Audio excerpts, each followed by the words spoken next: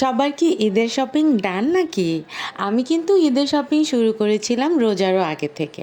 তো প্রথমেই আমরা বের হয়ে চলে গিয়েছিলাম স্ট্রিট শপিং করতে।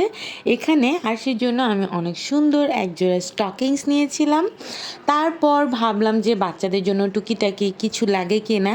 তো দেখতে দেখতে সামনে জুতার দোকান পেয়ে আমি আরশি এবং আনাসের জন্য কিউট কিউট জুতো নিয়ে নিলাম। আসলে রমজান শুরু হওয়ার আগেই যদি টুকটুক করে শপিংটা শুরু করা যায় তাহলে কিন্তু অনেকখানি কষ্টটা কম হয়। তো এবার আমরা দুই বোন মিলে চলে গিয়েছিলাম সুন্দর একটা ড্রেস খুঁজে বের করার জন্য। তো আমরা গিয়েছিলাম হচ্ছে উত্তরা স্কয়ার শপিং মলে। তারপর এই জিনিসটা দেখে তো চোখ আটকে গেল, ভিডিও করার লোভটা সামলাতে পারলাম না। এরপর আমরা আবার ঘুরে ঘুরে হচ্ছে ড্রেস খুঁজতেছিলাম, কিন্তু মনের মতো ওরকম পাচ্ছিলাম না। কোনোটার সাইজ হয়তো কোনোটার কালার মিলতেছিল না। যেমন এই ড্রেসটা আমার কাছে খুবই ভালো লাগছে কালার কম্বিনেশনটা, কিন্তু হচ্ছে সাইজে পাচ্ছিলাম না। এই কালারটার আবার সাইজ ছিল, বাট কালারটা আমার ভালো লাগতেছিল না।